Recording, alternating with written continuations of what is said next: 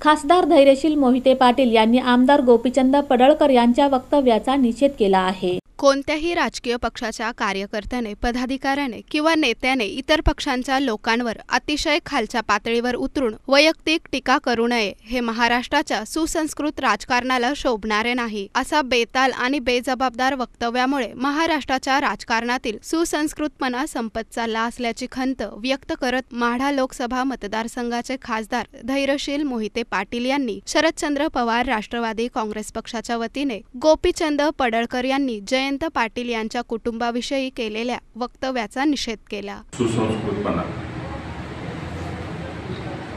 कुठं तर संपत चाललाय असं अलीकडच्या काळात वाटायला लागले। आमचे नेते आदरणीय जयंत पाटील साहेबांवर चुकीच्या पद्धतीनं टीका केली गेली। त्याचा सुरुवातीला आम्ही सर्वजण मिळून सोलापूर जिल्हा राष्ट्रवादी काँग्रेस पक्ष निषेध व्यक्त केला। आदरणीय पवारसाहेबांनी काल मुख्यमंत्री महोदयांकडे या बाबतीची नाराजी व्यक्त केली आणि मुख्यमंत्र्यांनी सुद्धा आश्वस्त केलेलं आहे की अशा घटना घडणार नाही।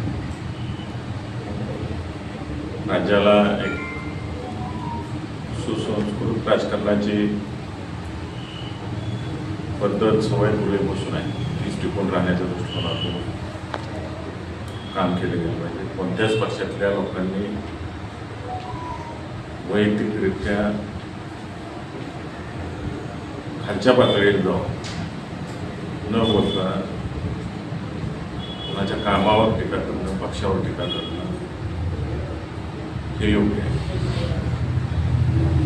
आज आम्ही पक्षाच्या वतीनं या ठिकाणी जे काही वक्तव्य आदरणीय जयंत पाटील साहेबांबद्दल केलं गेलं त्याबद्दल निषेध व्यक्त केला। खासदार मोहिते पाटील म्हणाले, जयंत पाटील यांच्या कुटुंबातील सदस्यांच्या बाबतीत गोपीचंद पडळकर यांनी अत्यंत असंस्कृत असे वक्तव्य केले आहे, जे महाराष्ट्राच्या राजकारणाला बिलकुल शोभणारे नाही। असे वक्तव्य खपवून घेतल्यास राजकारणात वेगळा पायंडा पडेल। कोणीही उठेल आणि आपली पात्रता नसताना कोणत्याही व्यक्तीवर घाण उडवत राहील। शरद पवार साहेबांनी याबाबत मुख्यमंत्री देवेंद्र फडणवीस यांच्याकडे नाराजी व्यक्त केली आहे। पाहूया आता मुख्यमंत्री काय ॲक्शन घेतात। अशा बोलघेवड्या लोकांना मुख्यमंत्र्यांनी आवर घातला पाहिजे। यावेळी राष्ट्रवादी काँग्रेस पक्षाचे सोलापूर जिल्हा अध्यक्ष वसंत नाना देशमुख, विनंती कुलकर्णी, रवी पाटील, अरुण तोडकर आदी उपस्थित होते।